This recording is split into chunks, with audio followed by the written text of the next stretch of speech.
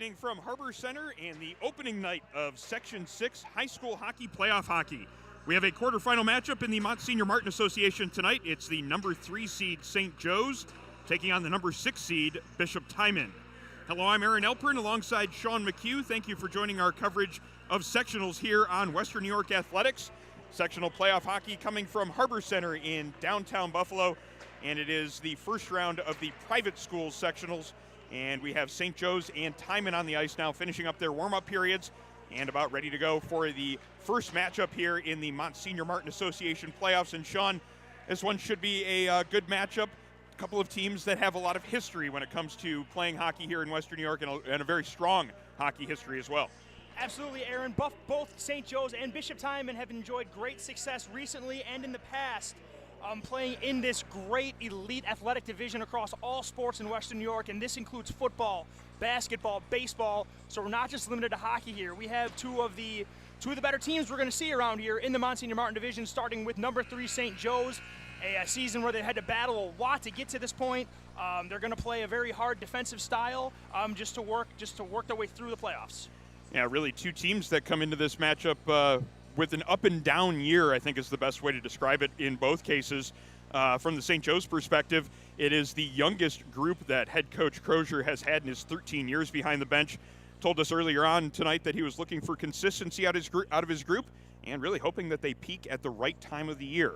On the other side of the ice for Bishop Timon, it is a hard-working group that has had to deal with just a rash of injuries throughout the year. 6 major injuries on this team for long periods of time.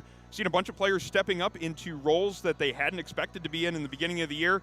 And Coach Cassidy has told us that his team, despite their record, despite all the injuries this year, they have a great attitude. No matter what the score is, they're out there working hard no matter what the situation is. So expect them to employ a defensive game plan here tonight to try to slow down this St. Joe's offensive attack. Meanwhile, St. Joe's, they're going to try to get a lot of shots in on goal, try to get pucks to the paint and create a lot of opportunities in the offensive zone. We're going to head now down to ice level here to meet tonight's starting lineups for St. Joe's and Bishop Timon. After that, we'll have the national anthems, and we'll be ready for puck drop for Monsignor Martin Association playoff hockey from Harbor Center.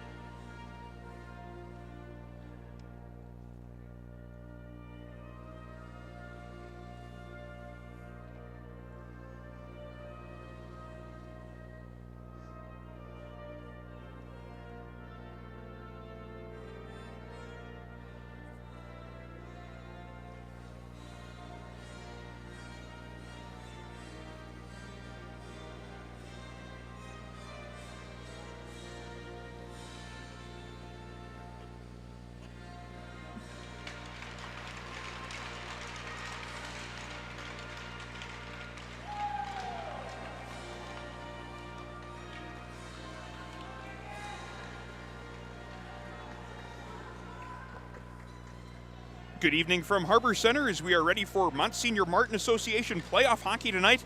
It is St. Joe's taking on Bishop Timon in the first round of the small schools sectionals. And this one should be a good matchup. St. Joe's has some definitely aspirations when it comes to the entirety of the playoffs here coming into this one, as they are not just looking at this matchup against Bishop Timon. They feel like they can contend with anyone in Monsignor Martin. They've beaten everyone except for Canisius this year, so certainly they have the results to back up that opinion. Meanwhile, Bishop Timon probably looking to pull a little bit of an upset here against St. Joe's, as they're going to try to create some difficulty for the favored Marauders here tonight. But either way, we're excited to get playoff hockey underway here as we are at Harbor Center in downtown Buffalo on Western New York Athletics, bringing you live coverage of playoff hockey here in Section 6. Hello, my name's Aaron Alpern, along for the call tonight, alongside color commentator Sean McHugh, and both of us are certainly excited to get this game underway with. Sean, it should be a good one. I agree, Aaron, and we've got a bit of a story here that you see a lot in sports. You've got a favored team with a lot of history in the St. Joe's Marauders, and you've got a team like Bishop Timon who's dealt with a lot of injuries and a lot of adversity. They came into the playoffs, and they're a team that they can sneak up and bite you. So St. Joe's needs to be prepared for an attack, and Timon, they know what they're up against, so they just got to play their game and see where it takes them. We're underway here from Harbor Center. Puck inside the St. Joe's, just inside the St. Joe's blue line, but taken out and up through the neutral zone by Eberhardt. Into the offensive zone now. St. Joe's setting up here as it's Bresnik setting up some pressure. Comes back to the point. Shot taken there. Gets deflected up over the net. Ends up in the protective netting. And we'll have our first stoppage here of the evening with about 28 seconds gone here in the early action. First faceoff coming up inside the Bishop Timon zone. And it will be to the right of the starting goaltender. And that starting goaltender is number 1. And he is not a guy that actually started this season as the starting goaltender. In fact, he started as a forward here on this roster, and that is Logan Garippo. And so he has stepped into the net to take over the goaltending duties, Sean, as part of the injuries we've mentioned that Timon has had to be dealing with this year comes from their goaltending. They're now down to their third goaltender here. Yep, and there's no goaltender on the bench for him either, so it is Garippo's show right now. That's something you love as a coach, a player that can be so versatile, that can literally play out and back in goal. But he is going to be tested right now, it looks like. Nate Rivet getting that first shot in on goal. He beats the goaltender high glove, and it's quickly 1-0 St. Joe's as the opportunity in transition came in, and the opportunity coming up the near side. Number 25, Nate Rivet, brought that puck hard to the net, took the shot from just inside the dot, and beat the goaltender high over the glove hand. It's 1-0 St. Joe's here in the early going. Yeah, right off the bat, Nate Rivet takes the puck, goes down the right wing on his forehand. And the thing, when he gets down that deep, the goaltender has to worry about a pass coming to the back door, a shot at his pad for a rebound, or what Nate Rivet decided to do is just pick the top corner. Nate Rivet, although we were saying that the Timon goaltender was going to get a test today, Nate Rivet puts it to a test early, and Timon's looking to counter right away. 2-on-1 possibility here for Timon as Springer gets it into the offensive zone, just lost possession of it as he got into the slot and unable to get that shot in on goal. That shot comes in from the point. That one coming in there from Matthew Sands, goes just wide, but Springer keeping it moving here in the offensive zone. Hits a St. Joe's skate, then ends up in the neutral zone. And here come the Marauders moving it into the offensive end. Samuel Herr dumping it in. Puck here in the near corner, played around behind the net, as that was Sands trying to start the breakout for Bishop Timon. Gets a little bit of assistance there from Velasquez, but it ends up at the point. Shot coming in. Save is made by Garippo as that one hits the right shoulder of the netminder. Puck still in behind the Bishop Timon net as both teams try to come out of there with possession. Finding possession, it's going to be Samuel Herr. He spins and fires a shot in on goal, and he beats the goaltender low glove side. It's now 2-0 St. Joe's as the third shot in on goal results in the second goal from the Marauders, and they have the early lead here, 2-0, and we're not even 2 minutes into the action. Yeah, tough one to give up right there for Timon. Really good work down low by St. Joe's to continue pressure down low, coming out with the puck. St. Joe's forward comes out above the line. Again, it looks like the goaltender was looking to take away the pass because the forward had his head up the entire way. Instead, he just slides a seeing eye shot to the far post. And just like that, in the blink of an eye, the Marauders take a 2-0 lead. Well, St. Joe's came into this game careful about what they were dealing with here. As the favorite in this matchup, they definitely wanted to make sure that they weren't taking their opponents lightly.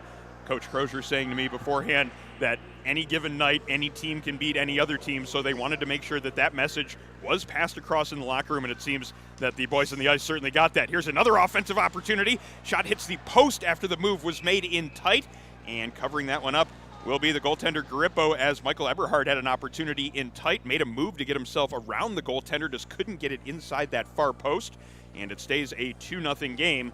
And faceoff coming up inside the Bishop Timon zone, and a lot of the action already has been spent there. All 6 shots here in this game so far in favor of St. Joe's. Yeah, and Eberhard does a really nice job there. Goes in, again, down that right wing, does a little stutter and drag, straight to a power move to his forehand.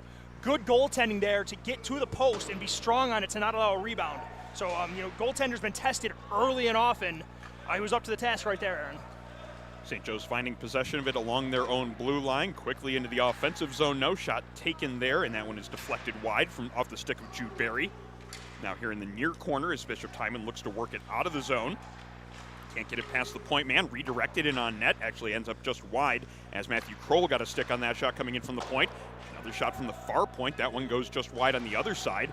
And St. Joe's keeping it moving here in the offensive zone, Timon having a little bit of difficulty getting it out. This is certainly something that St. Joe's wanted to do here in this game, is make sure they played as much as they could in the offensive zone, not giving their opponents any opportunity to squeak into the game. There's a shot in on goal, stick save made by the goaltender Garippo. And now an opportunity for Bishop Timon to get it out. They clear the zone, and slowly into the St. Joe's zone the puck goes, no icing, and so Bishop Timon will get a chance to make a change. Yep, and St. Joe's has done exactly what a favorite wants to do in a matchup like this. The one thing you want to avoid if you're the favorite is allow the other team to get a fast start. St. Joe's nixed that immediately, and they're just putting on relentless pressure on the young goaltender right now. Knows with the pass in front. He had Giuliano there. Quick shot in on goal. Save is made by Garippo, and he covers up to make sure that there isn't a rebound. So with 13:22 now to go in first period play, we'll have a whistle and a face-off inside the Bishop Timon zone, again to the right of the goaltender Garippo. And it's a 2-0 lead still for St. Joe's. Yeah, and St. Joe's expect them to just continue to keep their foot on the gas right now, because they're going to continue to smother. It is the playoffs, so they're not going to take a shift off right now. They're taking advantage of the lack of experience in net and the thin bench by Timon as well. There's a hit in behind the net as both officials have their arms up in the air. And this is going to be a penalty against Bishop Timon. And this is probably the last point in the game that they would want to take a penalty. They're already down 2-0. And now they're going to have to kill off a penalty, as heading to the box will be number 10, Dominic Velasquez. Yeah, and that's tough because frustration penalties are never good, and it's even worse when they happen 3.5 minutes into a game. But St. Joe's has had the puck the entire game. Of the 3 minutes and 50 seconds we've played, 3 minutes of it seems to have been played in Timon's end, and they have an inexperienced goaltender on top of it. So things could go from bad to worse real quick here if Timon doesn't kill off this penalty. And we'll kick off a Howard Hanna power play here for St. Joe's as they set up here in the offensive zone. Puck here at the midpoint, and it's Deacon with it, setting up a pass down low to Stumpo, but Stumpo can't handle it. And now Bishop Timon gets the opportunity and takes advantage of it to clear the zone, sending it all the way back to St. Joe's territory. Luke Deacon going back to start the breakout. Deacon comes around the left post and now heads up ice. Makes a pass into the neutral zone, and he's got Kroll up the left side. Kroll gains the zone, now stops in the far corner. Pass back to the point. He's got Deacon there. Shot in towards the goal, gets deflected just wide, but Reve keeps it moving here as St. Joe still has their power play set up. Minute 15 remaining in the man advantage. So far, so good for Timon. Everything's to the outside right now, so the goaltender Garippo is seeing everything being thrown at him. Kroll pulls it out of the corner, back to Deacon. Shot comes in towards the net. It bounces in front of the goaltender. Good work by Garippo to track that one and make sure they had a good eye on it, making the save. Stopping action here with 1:03 to go in the Velasquez penalty. 12-12 now in first period play as St. Joe's and Timon both make some changes here. So a new power play unit as well as a new penalty killing unit for the Bishop Timon Tigers. Yep, and they say the goaltender has to be the best penalty killer for you, and right there Garippo makes an outstanding save, seeing the puck through a little bit of traffic. Great screen set in front that time. Puck bounces just in front of him. You never know what's going to happen off the bounce. Way to keep your eyes on it and keep the puck out of the net. Housley at the midpoint looking for something there, just feeds a pass down low. He's got Michalski. Michalski back to the point to Housley, and Housley looking for a lane now to get it in towards the net. Slides it across, shot in on goal, save made. Good solid right pad save made by Garippo as Johnny Michalski got a lot on that wrist shot. But it's still a 2-0 game here as St. Joe's continues to operate on the power play. They have 34 seconds remaining in their man advantage. Here comes the speed right now. Here comes Michalski again. Look at this move. Michalski gets wide in the defenseman, tries to make that move, just can't quite hold on to the puck as he had the open net there, beat the goaltender, just couldn't quite maintain possession to put it home, but they keep it going here. Housley lets that shot go. Another pad save made by Garippo as he was maybe just a touch deep in his crease, but he still made that save. keeping St. Joe's at only 2 goals here and killing off the majority of this power play so far. Just 5 seconds remaining in the time and penalty. As a little bit of a hit there in behind the net allows St. Joe's to come out of there with possession. Shot comes in off the post and then just sits in the crease there for a moment, and just giving enough time for the Tigers to clear the zone as their penalty expires. We're back to 5-on-5 play with just under 11 minutes to go in the first period. That was a great job killing the penalty by the Timon Tigers, but especially by goaltender Garippo right there, put into a tough spot early after giving up 2 quick goals. And still, plays really well, makes a few big saves to keep it a 2-0 game and to keep the Tigers in it within striking distance. St. Joe's still swarming here in the offensive zone as they look for that third one. Puck comes out of the zone. Now an opportunity for Timon to get it into the offensive end. Some light pressure being set up here as in behind the net looking to start the breakout is by Signal. Nice move over there on the far side as Eberhardt gets free and moves it up ice. Avoids one man, keeps possession of it, loses it there in the corner, but feeds it along to Bresnik. Bresnik with a backhand pass in front. Puck is sitting there in the crease, but just unable to find that one was Michael Eberhardt. Nate Reve with it again. He's circling the net now, looking for that wraparound, hit the far post. Rebound still sitting in front. Garippo has it covered, finally gets that whistle from the referee, and he covers it up, holds on for a whistle. Now 10:04 remaining in first period play. St. Joe's has all 12 shots so far here in this contest, and they've spent most of this first period in the offensive zone. Certainly, Timon has their hands full in this contest here tonight, especially the goaltender, Logan Garippo. Yes, and because of that, Timon is dropping 3 men. It's dropping their center, literally acting as a third defenseman. You're not even seeing the center jump up and join the rush until they gain the zone. So they're going to try to keep all the shots to the outside right now, but they got to start getting pucks deep, or else they're just going to be getting killed in transition all game right now. Yeah, there's another case where Timon unable to get the puck just past the blue line, and quickly countering is St. Joe's. Shot comes in towards the net, and hits a skate and goes wide, but the Marauders keep it in the offensive zone. Loose puck in behind the net. St. Joe's coming out of there with it, back to the point to Reve. Reve has a man on him, just feeds it down into the corner. He's got a man down there setting up some offensive pressure. It's Kroll in the far corner. He's got 3 different men on him. Still maintains possession of it though. Now comes out the near side looking for a pass. Couldn't feed it in front as he was looking to get that one to Reve. Hits a skate and then ends up coming back into the neutral zone. St. Joe's will make a change here, as will Timon, as we have 9:10 now to go here in first period play. So far, not pretty much, it's been all St. Joe's, and now what they're starting to do is they're just putting pucks in deep right now and letting their forwards just get on the forecheck. Here's a chance for Timon, they can get their stick on it here. They need some zone time, Aaron. Yeah, Timon created a turnover there, just couldn't connect on that pass in front, and St. Joe's will again move it right back up ice, with Timon setting up some defensive pressure here. As Sean was mentioning, they're dropping a third defenseman back essentially. There's a shot in on goal, save made on that wrist shot as Samuel Herr let that one go. Initial save was made. The rebound was there for a moment, but Garippo fell on top of it for a whistle. Now 8:45 to go in a 2-0 first period. St. Joe's still with the lead in this one. And when you're playing the defensive style that Timon is playing right now, where they have to protect anything and everything, the zone entries by Joe's are effortless because the puck carrier only has to go through 2 guys, and they're actually trying not to over pursue him so they don't get caught deep in the offensive zone, which causes more odd man rushes. So Timon really has to start getting pucks down low and getting forwards on the forecheck, if nothing else, to give their goaltender a break. St. Joe's doing a good job here of making sure they get the puck in deep. Now they're battling for possession. Loose puck over there on the far side. Cohen Springer, though, finding it, looking to get it out of the zone. Unable to do so, though. Good hit over there from Velasquez on the far side, as Bishop Timon has put a little bit of that physicality into their game here in the early going. That puck goes the length of the ice, and that will be an icing against Timon. They don't like it. That one looked like it was close to the St. Joe's defender. He might have been able to reach it if he would have really extended that stick out there. The referee, though, ruled the icing on the play, and so another faceoff coming up in the Timon end. Just under 8 minutes to go now in the first period. Yeah, Ben, I feel like a broken record here, Aaron, but it's going to be the story of this until it changes, because now St. Joe's with their lead. I'm not saying they can sit back right now, but they can take the simple play. They can take the dump-ins, and they're just faster right now. So when that puck goes into the goal line, they're getting there first. So St. Joe's is pretty much able to just, honestly, like a football team that can run the ball, they're just chewing the clock and just controlling the pace of the game, and that is not how Timon can afford to play this game. St. Joe's again setting up camp here in the offensive zone. Back to the point. Housley looking for a pass. He feeds it on down low. Shot is taken. That one hits the defenseman. Plays it towards the corner with a glove. He's still down, though, on the play. Looks like he's in a little bit of difficulty. Slow getting back to his skates and rejoining the play as that's John Nolan. Oh, Timon can't have that. Timon cannot be losing guys on the back end right now. That would be devastating to And lose Nolan anybody. stumbles his way to the bench, and a new Tiger rejoins the fray to replace him now as we have 7:10 to go. Puck comes up the near side. Timon trying to break it out.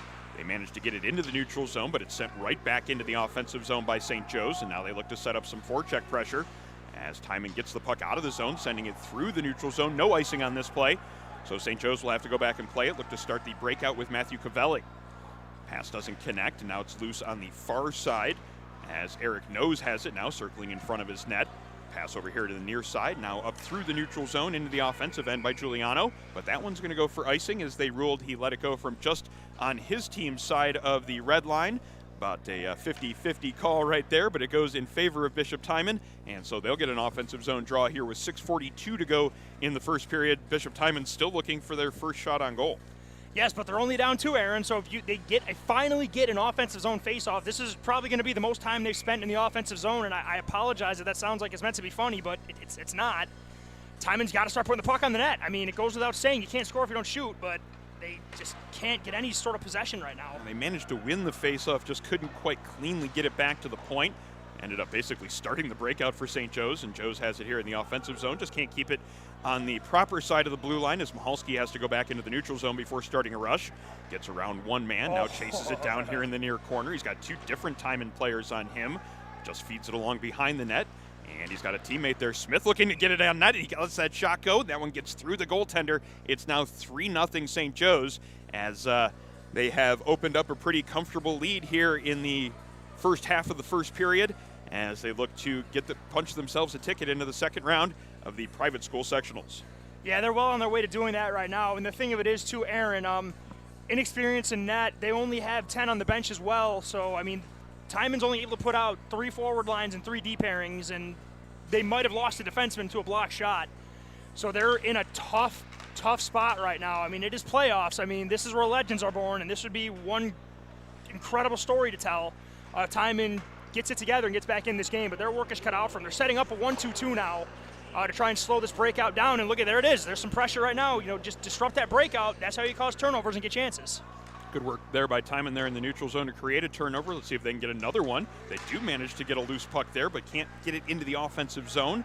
That sets up an opportunity for Barry to move it forward. Barry tries to get that shot in on goal. It hits a skate of a Timon player.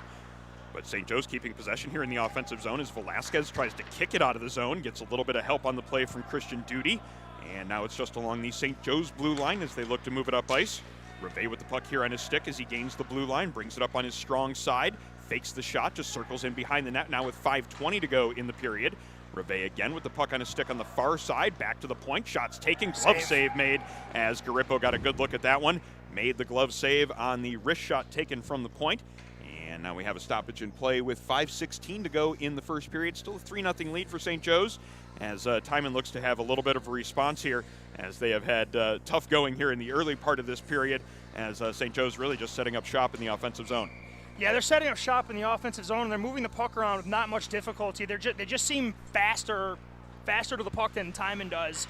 I know Timon, you know, their lineup is thin with injuries and what have you. They're in a tough spot right now. And, you know, St. Joe's, like you said, they want to prove something, so they're not going to stop. So Timon's got an uphill battle to climb right here, so they got to get going now, though. The game's not out of reach yet, but it's about to be if they don't get it going because, you know, it's been 12 minutes, no shots. Loose puck here in the offensive zone for St. Joe's. They lose control of it and comes through the neutral zone. Springer now looking to create something here as he gets it just inside the blue line.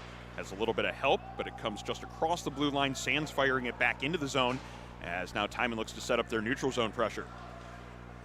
St. Joe's making a pass there on the far side, but it appears that they might have had too many players out there on the ice as we have the referee on the far side making a call, and it looks like he is making that too many men on the ice signal. Let's see. Yeah, I didn't quite have a good look at that, but he is coming over here making the conversation here with the folks in the scoring box, and we'll have to wait and see if what St. Joe's player will come over to serve this bench minor. Yeah, I mean, that's what it's got to be, right? Like, I don't know what else. St. Joe's had possession of the puck, so it certainly wasn't offsides. Certainly, there seems to be just a little bit of confusion over there on the St. Joe's bench. I'm not seeing any sort of conversation about getting somebody over here to serve a penalty. Here he comes. There we go. It's going to be 24, and that would be Owen Smith who's going to serve. Owen Smith will serve the penalty, and it's going to be a much-needed power play opportunity for the Bishop Timon Tigers as they trail by 3 here in this one, but it is a chance here on the Western New York Immediate Care power play, but it's going to be a shorthanded opportunity first for St. Joe's into the offensive zone. That pass comes through, just unable to connect on that one with Samuel Herr, and Bishop Timon avoids the first opportunity there on the power play, and now they look to move it up ice and set some offensive zone time up for themselves. Springer gets it into the near corner, now feeds it back to the point. Across to Sands, but Sands fans on his pass. He was trying to get it back to Springer. And now Herr has it for St. Joe's, looking to clear it the length of the ice, and he does so, sending it all the way back into Timon zone with 1:20 to go in the Bishop Timon power play. Timon's point men need to be extra careful, not careful to the point where it disrupts their willingness to attack, but they're the last men back, and St. Joe's is fast, so if they even juggle the puck or a pass isn't clean, it could very easily turn into a 2 or 3-on-1 back the other way. The point men have to be Johnny on the spot here. Loose puck almost came right out in front to Cohen Springer, but it ends up being cleared into the neutral zone, then all the way back and that down into Timon territory. Now 54 seconds remaining on the St. Joe's too many men on the ice bench minor as Sands looks to start it up ice for the Tigers. Cross ice pass, and he has Velasquez here in the neutral zone, gives it back to Sands, and the Tigers get it into the offensive zone, but ruled just offsides here on the near side. So with 43 seconds now remaining in the Timon power play, we'll have a neutral zone faceoff as the Tigers really haven't gotten a whole lot set up here on the power play as of yet. And you would think that a team that's down 3-0 that was kind of gifted a penalty would have a little bit more urgency going through the zone, but Timon just looked awfully slow and lethargic going on the breakout right there. It caused an offsides. You're not going to help yourself at all against this Joe's team if you're not going 100 miles an hour with precision. Because if you take your foot off the gas, even go down to 98%, you're going to get burned by this Joe's team. Kletzinski with the puck here on the far side of the offensive zone for Timon, just feeds a backhand pass down low. Now a battle for a loose puck there and behind the net. And now along the side wall as 2 different players trying to find possession of it. Slides out into the slot, shot in on goal, rebound opportunity as the first 2 shots on goal for Timon are quick in succession. And it was actually 2 good opportunities there in tight, as a save was made in both cases by the netminder number 31, Jack Stark, as we finally get an opportunity to meet the St. Joe's goaltender here, as he has been basically just standing in his crease waiting for some activity here for the entirety of the first period. The Timon power play continuing here, still 15 seconds remaining in it as Velasquez moves it back down low. And now puck in behind the St. Joe's net as it's coming out of there. Out of the corner with it is going to be Greco, and Greco gets the clear, sending it through the neutral zone all the way back into Timon territory, and that's going to about do it for the St. Joe's penalty as they have the puck here in the offensive zone again. And now 2:28 to go in the period. Still a 3-0 game in favor of St. Joe's, and they have the puck deep into the offensive zone yet again, looking to set up that pressure. Puck comes out the far side as Duty tries to get it past the defenseman, can't manage to do that. It comes out to the near side and clearing the zone, sending it the length of the ice, but it's going to be right in on goal, so that will negate any potential icing. I'm not sure if that counts as a shot on goal, but it's an opportunity for St. Joe's to move it back up ice quickly as they're trying to catch Timon changing. In the offensive zone on the far side is Eberhard, lets a shot go, but it goes wide and off the glass behind the net, but he's got the puck in behind the net again, tries a little wraparound. Nice save. Can't get it past the netminder Garippo, though, as he makes the pad save and holds on for a whistle. 1:52 now remaining here in first period play. St. Joe's still out in front by a 3-0 score. Yep, and Timon is they're trying really hard to play the physical brand of hockey, and there's nothing wrong with that, but the problem is they're trying to take the body and they're not looking at the puck, and the issue they're having is St. Joe's is getting all the way around the body checks, and as you and I both know, Aaron, you go for the hit and you miss, you're basically out of the play. Timon, they're playing a very, very defensive style as it is. You really, really would be better suited maybe just getting a shoulder on a forearm and just trailing a guy versus trying to blow him up, because that's just not working. And you can't be allowing these high-danger chances constantly to St. Joe's. It's just not going to work for you. Puck on the far side now as St. Joe's looks to just keep it in here in the offensive zone. And that's Eberhard who has it in the far corner, spins it right towards the front of the net, goes off the stick of the goaltender. Not sure it would have ended up in the net if he wouldn't have made the stop on that one, as it was kind of going horizontal across the goal line. But now St. Joe's with an opportunity to carry it out of their zone. They turn it over, however. Not chance in front of the net for Timon. Pass right on the doorstep, and a really good save made by Stark, as that was his second real test here of the of the first period. Just about a minute ago, he had another point-blank save that he needed to make. So after standing in his crease for about 15 minutes and watching the action, Jack Stark has certainly been tested here twice in the last minute or so.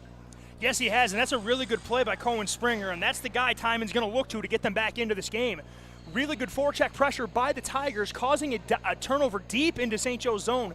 Springer, who everybody in the building knows, he's the guy who's usually going to shoot the puck, throws a really nice backhand saucer pass right across the crease. But the goaltender, one push with his right leg all the way across the crease, completely smothered that tap-in attempt. Really good goaltending, and a lot of times you'll hear if goaltenders don't get a lot of action to start, they get kind of stale, and getting him moving sideways might actually be an advantage. Not there. Goaltender on his toes. Great save to keep it a 3-0 game.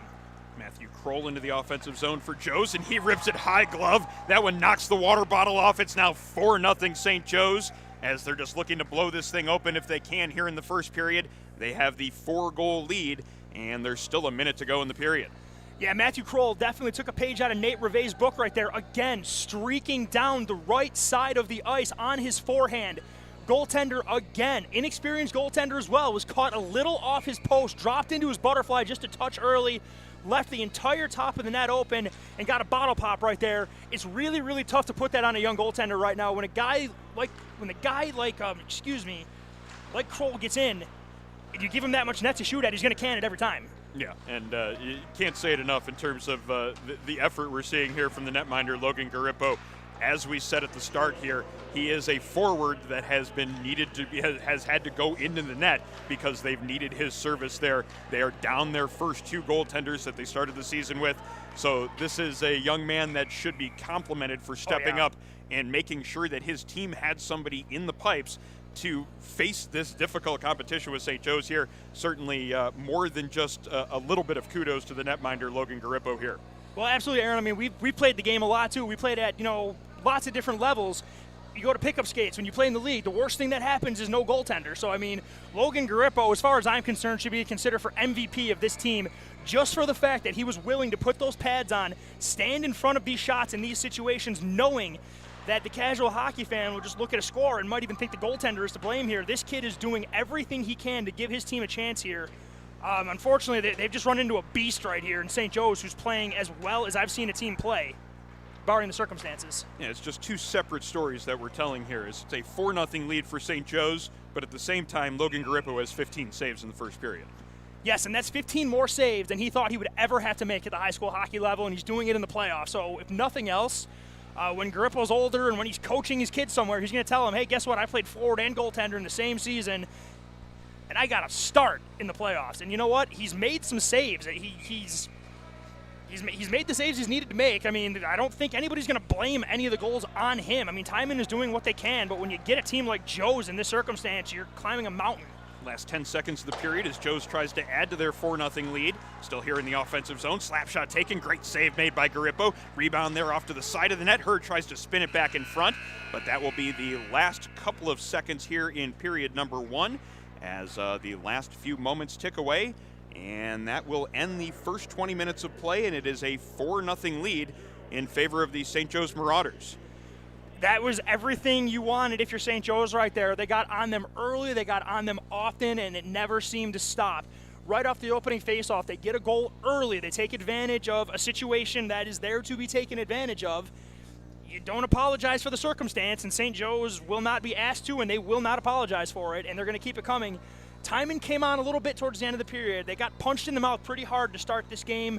Got a power play, made some things happen, got two scoring chances. That it could have been 4-2 right now, but the goaltender for St. Joe's, Jack Stark, really up to the task, even though he didn't move. I mean, granted, that's the American dream. He didn't move for 15 straight minutes, and then he had to face three high-quality scoring chances. Stopped all three of them, didn't make it look, granted, I'm no goaltender, but it didn't look like it was difficult for goaltending standards. So Joe's is well out in front.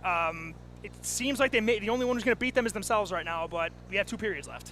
St. Joe's certainly looking to get off to a good start here in the Monsignor Martin playoffs. They've done so here in first period play. They lead by a score of 4-0 after one. We'll take a little break here for the first intermission, but we'll be back in around 10 minutes for second period play. When it's time to sell your home, start with a visit to howardhanna.com, ranked the #1 real estate site for sellers. A few clicks will show you the sales price you can expect for your home. We can get you the most money in the quickest amount of time because we know where the local buyers are and how to reach them. So if it's time to sell your home, visit howardhanna.com today, and we'll match you with a local Howard Hanna agent to sell your home fast. I love being home. Our homes have become offices, gyms, schools, and playgrounds. And at Western New York Immediate Care, we know you may need us now more than ever. Whether you've suffered a minor injury or just aren't feeling well, Western New York Immediate Care physicians are trained to diagnose and treat most non-life-threatening injuries and illnesses. With 5 convenient locations open 7 days a week, help is never far away. Life has changed, but Western New York Immediate Care is still here for you. If you've been injured in an auto accident, large or small, call 681-4088. RES Physical Medicine and Rehab right away. If you are in pain or just sore, don't take chances. Call RES today and take advantage of their 24 to 48-hour appointment pledge. With no copays, RES will help navigate the confusing world of no-fault insurance with you, so you can concentrate on getting better. 681-4088. RES Physical Medicine and Rehab. The most important call you can make after an auto accident. 300 Level Media is a locally owned and operated multi-purpose media company right here in Western New York. You'll find us everywhere, covering the Bills, Sabres, Buttes, Bisons, Big Four basketball, local college sports, and much more. Our staff offers a variety of media services, from video production, live event coverage, audio broadcasts, professional voiceovers, camera operation, and videography. Visit www.300levelmedia.com or give us a call at 716-427-2600. This is 300 Level Media. Does he do car? Forget about it. How about home? Forget about it. Does he get good rates? Forget about it. And you're saying there's no problem too big for this guy? Forget about it.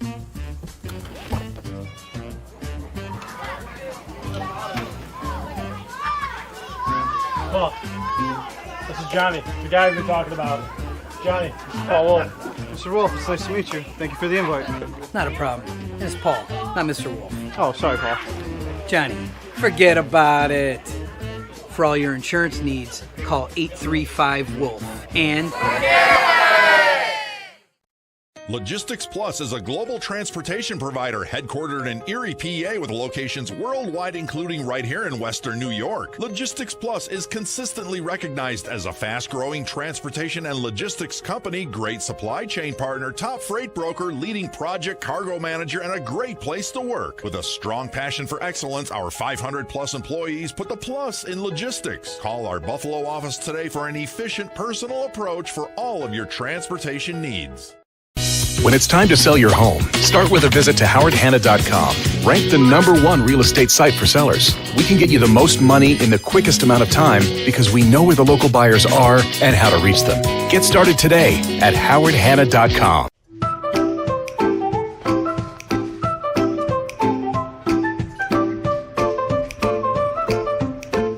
Even the most prepared moms experience the unexpected. When you do, we're here for you.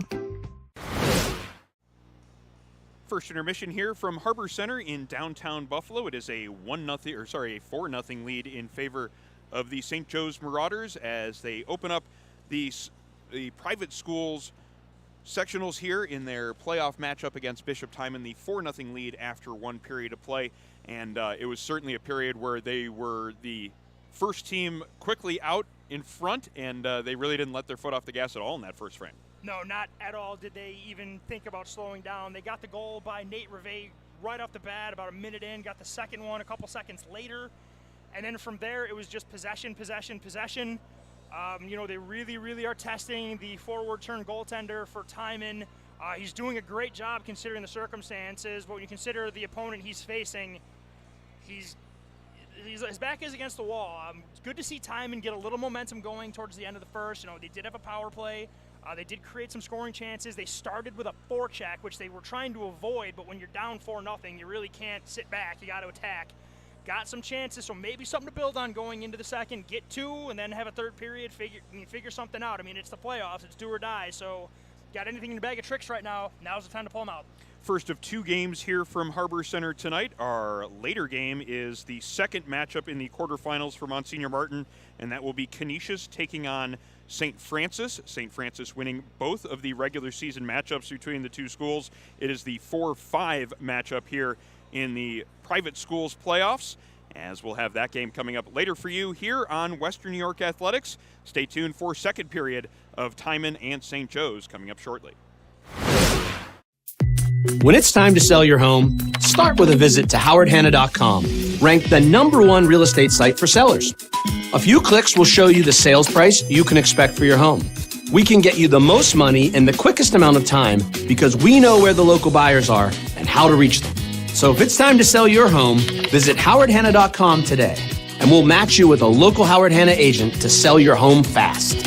I love being home. Our homes have become offices, gyms, schools, and playgrounds. And at Western New York Immediate Care, we know you may need us now more than ever. Whether you've suffered a minor injury or just aren't feeling well, Western New York Immediate Care physicians are trained to diagnose and treat most non-life-threatening injuries and illnesses. With 5 convenient locations open 7 days a week, help is never far away. Life has changed, but Western New York Immediate Care is still here for you. Does he do car? Forget about it. How about home? Forget about it. Does he get good rates? Forget about it. And you're saying there's no problem too big for this guy? Forget about it.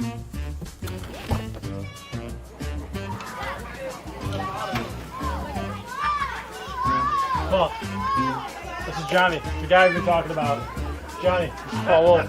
Mr. Wolf, it's nice to meet you. Thank you for the invite. Not a problem. It's Paul, not Mr. Wolf. Oh, sorry, Paul. Johnny, forget about it. For all your insurance needs, call 835-WOLF. And If you've been injured in an auto accident, large or small, call 681-4088. RES Physical Medicine and Rehab right away. If you are in pain or just sore, don't take chances. Call RES today and take advantage of their 24 to 48 hour appointment pledge. With no copays, RES will help navigate the confusing world of no-fault insurance with you, so you can concentrate on getting better. 681-4088. RES Physical Medicine and Rehab. The most important call you can make after an auto accident. Logistics Plus is a global transportation provider headquartered in Erie, PA with locations worldwide, including right here in Western New York. Logistics Plus is consistently recognized as a fast-growing transportation and logistics company, great supply chain partner, top freight broker, leading project cargo manager, and a great place to work. With a strong passion for excellence, our 500-plus employees put the plus in logistics. Call our Buffalo office today for an efficient, personal approach for all of your transportation needs.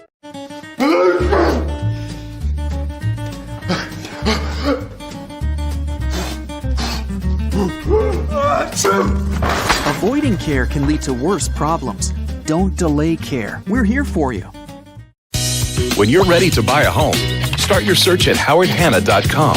You'll be the first to see new listings, find similar properties, and connect with a local Howard Hanna agent. Get started today at howardhanna.com. Being home.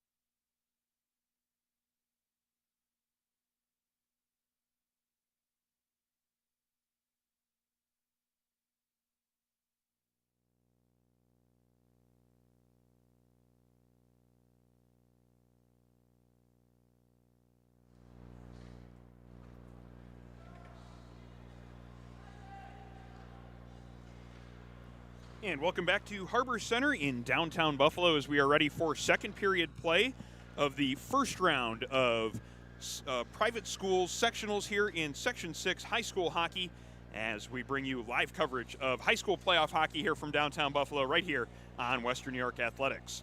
Hello, I'm Aaron Elpern along for the call of this evening's game, joined by color commentator Sean McHugh as we are ready for second period play between St. Joe's and Bishop Timon. And the first period went pretty much as St. Joe's wanted it to, I would imagine.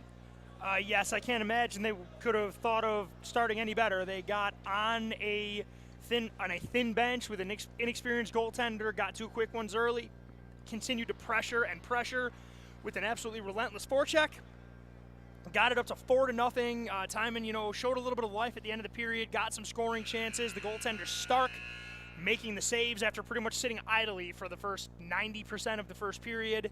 I expect Timon to just play like their season's on the line because it literally is. They need 5 goals in the next 2 periods to keep playing. So all the stops are getting pulled here. As for St. Joe's, I expect the same exact thing they've been doing. I expect Coach Crozier to play every shift like it's 0-0, try to get the next one because like every coach in the history of coaches says, the next one's the most important one. A coach of Crozier's stature and longevity definitely says that all the time, and I expect St. Joe's to play like it and try to punch their ticket to the second round. Bishop Timon came into this game after a season where they dealt with a slew of injuries, and again, that was what they were seeing there in period number 1. They are already onto their 3rd goaltender, as we mentioned multiple times there in the first period. The forward turned netminder Logan Garippo putting in a solid performance there in the first period, making 16 saves.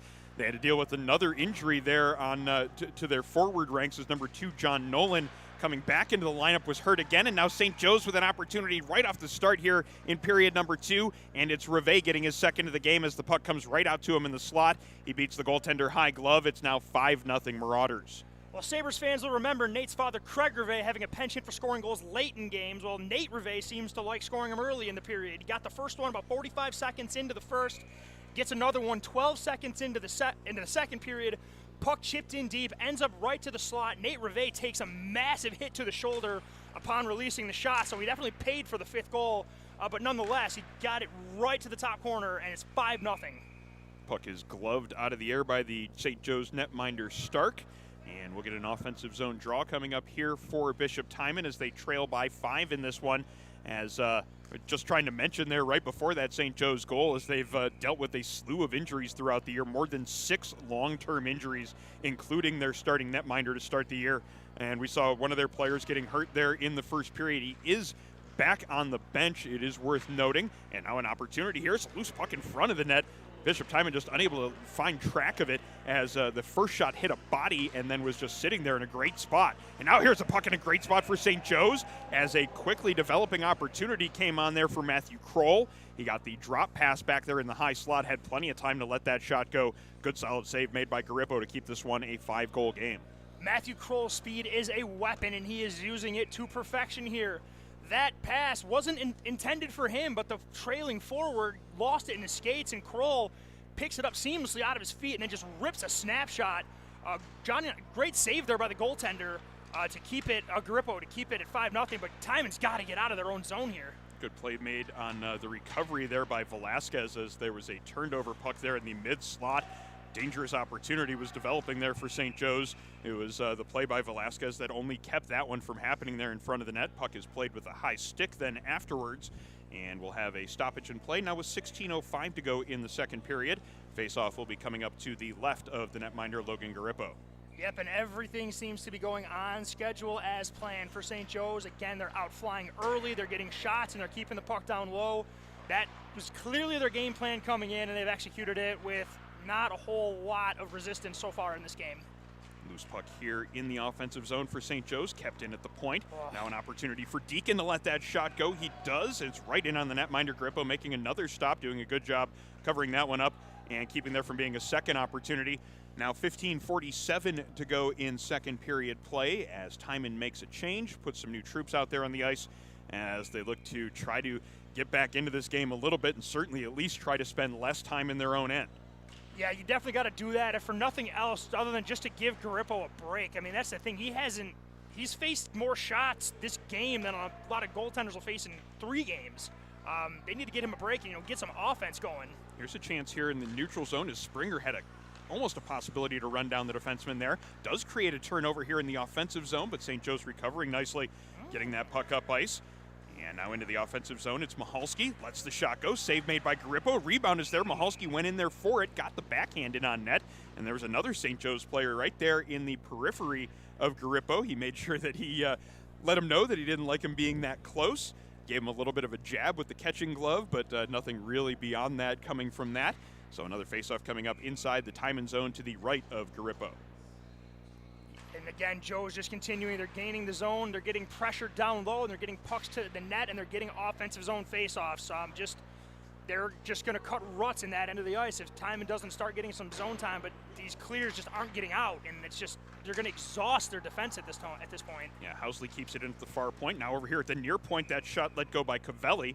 Another save made by Garippo as he made himself big there at the top of the crease, made the stop. Again, there's no rebound let out. Now just under 15 minutes to go here in the second period as a new group will come out here for Timon, try to reverse the course of this period as, again, it's been spent mostly in the zone that Logan Garippo's is minding the net for. Yeah, he's definitely getting some work on how to play goaltender at the high school level today. I mean, he's faced 26 shots, and we're 3 minutes into the second. And a lot of them have been from tight in close, like this one here. Rebound opportunity, puts the blocker on top of it. Nice save there, and a nice recovery to make sure that that loose puck didn't stay loose for very long. Any Sabres fans who grew up watching Dominic Hasek are familiar with that, where they just say, just yeet the stick off to the side and just pounce on it with the blocker. I mean, granted, we think Hasek, you think cartwheel saves, but, improvisation right there by the goaltender Garippo just to keep the puck from finding the back of the net because there were 3 Joe's forwards right in the crease trying to swat the garbage into the net. That was at one point in time when Hasek was first doing it, thought to be completely unorthodox for a goaltender to use his blocker hand in that fashion. Now it's much more common among netminders. I still wouldn't do it. I don't think there's enough padding, but I am not going to criticize a kid for being tough enough to do it. Also, I don't even block shots, so goaltenders, I appreciate anybody who's willing to put those pads on and let that puck get shot at them. I did it when I was a mite for one practice, and that was about it. Doing it at the high school level, I wouldn't have that kind of bravery, that's for sure. No, I think Garippo is braver than every single person in this building right now. I'm not even trying to be funny. What he is putting himself through right now for his team is exactly what high school sports is about. I mean, he is not comfortable in this net. He's just out there trying to play hockey and give his boys a chance to win a game. Really love to see it despite what the results are showing on the scoreboard right now. Timon with a chance here in the offensive zone. They keep the blue line there on the far side as Lazzaroni making that play to make sure it stayed in the zone. Now a little bit of pressure being set up there on the far side. Lazzaroni again keeping it at the far point, takes a shot and it bounces just wide. And now his fellow number 7 works it up here on the near side. Cavelli getting into the neutral zone, finds Giuliani, and he has it deep in the near corner.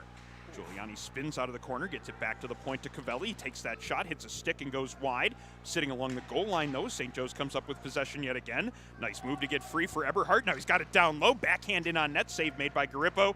And Timon clears the zone, getting it to go slowly through the neutral zone. Will this one make icing? It does go far enough for icing as the goaltender was coming out to play it. Icing will be the call, and the faceoff will come back down into Timon territory with 13:27 now left in the second period. St. Joe's comfortably out in front in this one by a 5-0 score. I think Michael Eberhardt knows that this game is being broadcast right now because he brought the hands tonight. First period, we saw, a little stutter and drag to a power move. Right there, he goes full, figure skating pivot through 3 defensemen for another scoring chance. I think Eberhardt is definitely the guy in practice that wants to go bar down in warm-ups, and hey, if you can do it in games, good for you. Here we go. Loose puck here in the neutral zone, 2-on-1, setting up for Timon. Springer with the puck on his stick, goes to the backhand, now in front. Shot in on goal, save made by Stark. Fine work there as the leading scorer for the Tigers had a chance right in front of the net. Made the move to the forehand, just couldn't beat the pad of the goaltender.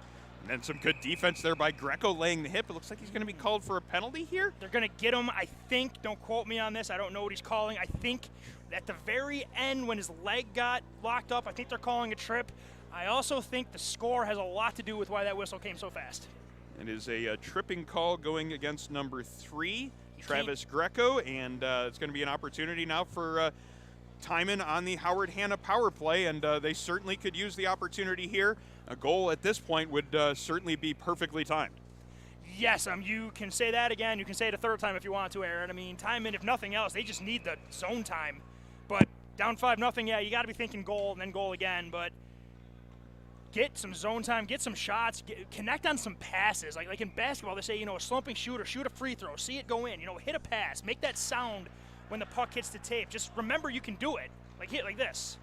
All right, they win the faceoff. Good 2 cross-ice passes. Springer just can't get that shot through. Now a loose puck here in the near corner. St. Joe's with a chance to clear it. It hits a stick and comes up into the close to our broadcast position. Not sure exactly where that one ended up, but it was close to our vicinity here. Either way, puck will be ready to be put back in play, and it'll be 1:48 remaining on the Timon power play. Something was brewing there for Timon right there until Joe's ended up blocking the puck and it ending up out of play. There were 3 passes in a row, and then they were looking to get a scoring chance, and there's some pep in their step right now. I think they're really going to start working here because it was working for them a little bit there. Setting it up here in the St. Joe's zone again for Timon. It's going to be Springer looking for that cross-ice pass. It hits a St. Joe's stick and then comes out to the point. Sands keeping it in here at the near point. Cross-ice pass to Christian Duty. Duty's shot doesn't get through traffic, and now he has a chance to keep it in. Ends up falling on the play, and it comes back through the neutral zone. This could be a 3-on-1 for St. Joe's. Carrying it in is Rivet, makes that pass to the back door. He was looking for Jude Berry there on the back door. Puck might have just bounced over his stick, unable to connect on that pass, but Berry still has possession of it as he circles back into his own zone as St. Joe's continues to kill off time here on this power play, as now 1:02 remaining in the St. Joe's penalty, as it's going to be Sands settling it down, looking to start it up ice. Just floats a high pass through the neutral zone all the way into St. Joe's territory. That one's going to end up going for icing, though, as it kind of rolled on him before he let that long stretch pass go. Ends up going all the way into St. Joe's territory, so this one's going to be an icing against Timon with 53 seconds remaining on their power play. Both teams making a couple of changes here as they get ready for the continuation of this man advantage. I love the idea there by Timon, though. Ian Wasilewski was open. The pass just had a little too much arc on. He used a 9-iron when he should have used a pitching wedge right there, and the puck just sailed on him. And there's no hybrid icing, so even though Wasilewski had a good 2 steps on the closest Joe's defenseman, once that puck crosses the line, it is icing. So the puck come back into St. Joe's territory with under 40 seconds to go in the Bishop Timon power play. They keep the puck in there at the far point. Pollock spins it down low here into the near corner, but Mihalski's the first one to it there, and he has plenty of time and space to clear it the length of the ice. And now it's a foot race here in the Timon zone as Velasquez has a man right on top of him. It's Matthew Kroll putting some pressure on. And then the puck ends up being floated up and over the glass into the protective netting. So we'll get a stoppage with 11:18 in the period and 18 seconds in the St. Joe's penalty. Yeah, that was after the first sequence for Timon where they looked like they were about to start getting some tic-tac-toe play going on. St. Joe's just kind of said, yeah, okay, enough of that. And just not only were they clearing the puck, they're getting scoring chances as well. A long clearing attempt ended up with a chance in front of the net. Good defense by Timon to prevent the scoring chance, but regardless, just as much time has been spent in the Timon zone as has in the Joe zone, and that's just not what you're trying to do right now if you're Timon trying to get back in this game. Puck dumped into the St. Joe's zone as the player tries to pin it to the far boards in the corner. Ends up moving up the boards, and now an opportunity to carry it out for Samuel Herr. Herr through the neutral zone, gains the Timon blue line, has it on his backhand as the St. Joe's penalty is over. Loose puck right in between the skates of the netminder. It was loose there for a minute as one St. Joe's player and 3 different Timon players were trying to find where it was and to make sure it kept out of the net from a Timon perspective. It did stay out, and referee eventually blew the play dead as the puck did come free there after a moment. Either way, though, we have a stoppage in play. 10:53 now remaining in a little bit of a slow-moving second period, but from a St. Joe's perspective, it's the kind of game that they've wanted to have to open up this playoffs to set a good tone for the rest of the sectionals. Yep, and they're continuing what they're doing. They're getting shots and winning faceoffs and getting puck possession. Nice save. Yeah, down low, chance for Giuliano to get that one in past the goaltender, but a good kick save with the left pad by the netminder, as Garippo has made more than a handful of solid saves. 2 saves right there, but it's sitting there to his right. Can't find that loose puck. Eventually, it's put home by Crosby Giuliano, and it's now 6-0 St. Joe's, as they are firmly in command now, leading by a score of 6-0 here in the first round of the Monsignor Martin Association playoffs. Yep, and the goaltender right there for Timon just got hung out to dry. He made 2 big saves, but there's just rebounds and junk dropping in the crease. And eventually Giuliano just enough whacks at it. One got over the pad and found its way to the back of the net. Yeah, Timon, they're tired right now. I mean, it's the long shift as well in the second period. It takes longer to get to the bench. It takes longer to get back into the play. And the entire period's been spent in their end. So you're starting to see the fatigue right now. And they got to add the pressure when they can because you're down 6. So playing, a 3-shell defense accomplishes absolutely nothing for you now. Loose puck scrambled for below our broadcast position, brought into the zone by Deacon. Deacon along the goal line, feeds a pass in front. It's sitting there in the crease. Just a moment, shot came in, it was just rolling before it was taken, ended up going high and over the net.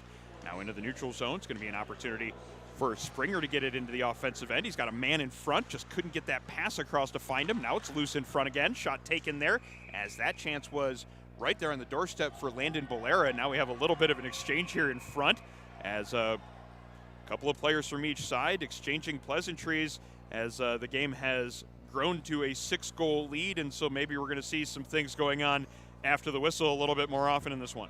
Springer thought he got away with that, but he came up. They're getting both of them, but Springer thought he got away with it. He came up behind the Joe's player. That would be McDonald, and McDonald hit him back because he got hit behind. And now the problem is Springer is the guy that Timon cannot have in the box right now. I mean, they're going to need to lean on him for some offense. If he's in the box, that just makes matters worse right there. And I don't love that by Springer. He's the guy that they need. If they're going to have any chance at this point to call it the miracle comeback, he's going to be the driving force behind it, and he's not going to do you much good sitting in the box. Yeah, the referee having a quick conversation with him here to make sure that maybe none of that will continue for the rest of the game, as the frustration penalty taken, as we have a couple of different calls that are being signaled here. We have 2 different players in the box, 4 Timon and 1 for St. Joe's, so we'll have to see exactly what the penalties that are being doled out here. But there are 5 players for St. Joe's out on the ice and 2 for Timon, so that leads me to believe that it will be a St. Joe's power play. I'm thinking that they're going to get both of the players for the roughing after the fact, and they're going to get the Timon player. They're going to get Pollock for the cross check to the back. Yeah, Pollock came in there late to join what was going on between the 2 original combatants, McDonald and Springer. So it will be a power play in favor of St. Joe's, and it'll be their second chance tonight with an opportunity on the Western New York Immediate Care power play, and coming at just under the 10-minute mark of period number 2. So still a little bit being sorted out here as a conversation going on between the official here at center ice and the 2 number 10s on each side. So as soon as this is sorted out between the officials and the captains from each team, hopefully we'll be ready to go with a power play for St. Joe's, as faceoff should be coming up here to the right of the netminder Garippo. Yep, and it looks like members of both teams are just starting to chat it away right now while everything gets sorted out with the captains in the officials, because there's a bit of an ugly situation. Not as ugly as it could have been, but refs did a nice job of getting it under control when they did. However, it's definitely going to be something worth watching as this game goes on. No team likes to be down the way Timon is down right now. So going to be interesting to see if frustrations do continue to boil over right now. Meanwhile, across town, we have the large school playoffs that are going on, and at the start of period number 2, it is Clarence with a 1-0 lead over Lockport Niagara Falls. Shots on goal for the first period, 11-7, so it looks like a close game going on over there at Northtown Center of Amherst. Clarence leading by a score of 1-0, and there will be plenty more playoff action coming up right here on Western New York Athletics this weekend. Saturday and Sunday pre-quarterfinal action in the small schools sectionals. 4 games each day starting at 1 p.m. All of those can be seen right here on Western New York Athletics Saturday and Sunday this weekend as Section 6 playoffs really heat up. Yeah, and it's going to be interesting to see how these plays shake out. We were lucky enough to see LNF twice this year. I got to see the Robbins brothers and the Antelones. So there's some talent on that. Ooh. We have an ejection, it looks like. So was that Springer that ended up being tossed? So no, it was 13, Alexander Pollock, that ended up being tossed from the game. So that's what ended up resulting in that full conversation there between the officials and both sides. So it's still a power play in favor of St. Joe's, and Timon, from their perspective, is short another body, and they're already shorthanded coming into this game as well. Yeah. So the power play continuing here for St. Joe's as they set up here in the offensive zone. It's going to be Deacon with it at the point. Slides it along to Eberhardt. tries to go high glove again. Save is made by Garippo, but St. Joe's still with possession of it here and behind the net. Eberhard with it again. Gets it out in front. Shots taken there from point-blank range, but Bresnik couldn't beat the goaltender, just missing the net wide. Puck still kept in here by St. Joe's, as now walking the blue line, it's going to be Luke Deacon. Lets a wrist shot go. That one goes wide. The goaltender turns because he expected it to go the other way. Lost sight of it there for a moment. Finally get back into his position, but the shot is taken, redirected in front of the net, and the goaltender leaning in one direction. Puck goes in the other direction. Michael Eberhardt with the tip-in goal. It's now 7-0 St. Joe's. Yeah, Timon players started to contest a little bit. There is a discussion between the officials. All the players in green were signaling for a high stick. It looks like, yep, it is going to count. They're keeping the goal on the board. That is Eberhardt's first. It's,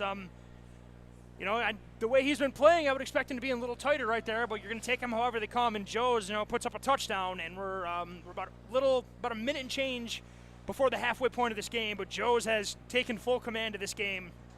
The depleted and injured Timon Tigers, they've been fighting, and they're still going to continue to fight, but they are up against it now, to say the least. 9 minutes and change to go in the second period, and it is a 7-0 lead in favor of the St. Joe's Marauders, and they have the puck here in the offensive zone yet again. Loose puck in behind the net, as it's going to be Matthew Kroll settling it down, gets it back to the point. Greco has it there, exchanges that pass with Kroll. Kroll takes a bump, but still has it, fires that shot, but that hits a skate and goes wide. Now Michalski in that far corner loses control of it. Now a chance for Timon to clear the zone. They do exactly that, a bouncing puck into the St. Joe's territory. Goaltender comes out to play it to negate the icing, and play keeps moving as Reve has it coming back into his own zone. Gets that pass along to Greco. Greco doesn't see a lane up the near side, so he spins and makes a D-to-D pass, and now the puck comes up the far side. That pass doesn't connect, though, and Bishop Timon sending it right back into the offensive zone. That was Lazzaroni sending it in, and Bishop Timon now setting up some light pressure here on the near side. Puck is along the boards, as digging it out of there and moving it up ice is going to be Wasilewski. Wasilewski's pass comes across ice, shot attempt taken, that hits a skate, then ends up coming all the way back into the neutral zone. And Velasquez stepping up from his point position to make sure it goes back into the offensive end for Timon. Now 8 minutes to go in second period play. St. Joe's now moving it up the near side. Puck on the stick of Kroll. Kroll gets it into the offensive zone. Shots taken there from Jude Berry. Berry's shot is caught by the glove hand of Garippo, and he holds on for another whistle, as that is the 30th shot on goal here for St. Joe's, and we still have just a little bit less than 8 minutes to go in the second period. Yeah, St. Joe's been putting on a shot gallery right now. Garippo's done a really, really nice job of doing what he can, but Joe's is just continuing to shoot from everywhere and create chances, like right here, right to the net. Drives it hard to the paint. That shot taken from in tight, but the save is made by Garippo. As that's a couple of the things that were talked about in the pregame from the St. Joe's perspective. They want to get a lot of shots in on net, and they want to drive hard with the puck to the net and to try to get those opportunities from in tight. There's one that gets past the goaltender, but he does manage to cover it up. Looked like he did, at least. I'm not entirely positive. Okay, he did cover that one up, as it was a kind of a soft shot. It looked like it squeaked under the pad, but he did manage to reach back and keep that one out. So now 7:40 remaining in the second period, as St. Joe setting up for another offensive zone draw, winning it cleanly, getting that shot in on net. Bresnik letting that one go. Save made by Garippo, and a quick whistle again, so we'll redo that faceoff right from the same dot. Yeah, they're just teeing off right now, just putting pucks on the net at this point. I mean, if you're a fan of Corsi, St. Joe's is having the best Corsi game in history right now. I don't even know if you'd be able to measure that one properly. It would 100%. Probably not. I'm still not even sure what Corsi is. I just know it has a lot to do with shots. You sounded like you knew what it was until you admitted that there at the end. I don't lie. I'm not taking credit for things. I started to question you on it more, that's why. Wraparound attempt, nice play there, as getting that puck around that far post with Eric Nose, making this one now an 8-0 game in favor of St. Joe. Sorry, I apologize. That was Eberhard again with that wraparound, as that was the second goal he scored in that exact same fashion here in this period. It's now an 8-0 lead in favor of the Marauders, and we still have more than 7 minutes to go here in the second period. Yeah, St. Joe's isn't going to stop anytime soon either. They're going to continue to play, and the reason that there's nothing wrong with that is it is the playoffs, and the one thing you don't want to do is to start to play a little lax and then run into another team that's going to come in hot and catch you on your heels. So Joe's is going to continue to up the pressure. They're going to fine-tune, and they're going to make sure that, unless something historic happens in the waning parts of this game, They want to make sure that they're ready. As for Timon, though, I don't expect them to stop fighting either. I mean, they're coming in depleted. They got a chance. They get a crack at one of the giants throughout the history of Monsignor Martin. So they're going to keep playing. Just it's going to be interesting to see how this continues because neither of these teams are going to slow down. Yeah, Coach Mike Cassidy says that he is a hard-working group that really doesn't matter what the score is, doesn't matter what the circumstances are. They've faced just a ton of injuries this year, but they still have the same positive attitude, and they're still out there battling no matter what the situation is. So I fully expect this to be a fully competitive and contested game throughout the stretch, despite what the score is, with 6 minutes and change to go here in the second. Mahalski into the offensive zone for St. Joe's, gets that pass in front, goes off the stick of Deacon, but he settles it down in the corner. Comes back to the point to Smith. He goes D to D there across to Stumpo. Stumpo now walking the blue line, looking for a lane, just feeds another D to D pass. And now it's St. Joe's just working it around the perimeter here in the offensive zone. Mahalski on the far side along the circle there as he gets it down into the corner. Now feeds it behind the net to her, and they play catch with it there down below the goal line. Mahalski now back up to the point. Gets the puck back on his stick here at the top of the circle. He's got a man quickly on him, makes a good move to get free of him though, and now carries it in behind the net. Mahalski now carrying it from the corner, looking for a pass back to the point. Deacon slides in from his point position as Her loses control of it. It ends up behind the Timon net. Now an opportunity for Wasilowski to get it out of the zone. Clears it through the neutral zone, and icing will be waved off. Gives Timon a much-needed opportunity to make a change, but they're going to have to do it quickly before St. Joseph's right back on them.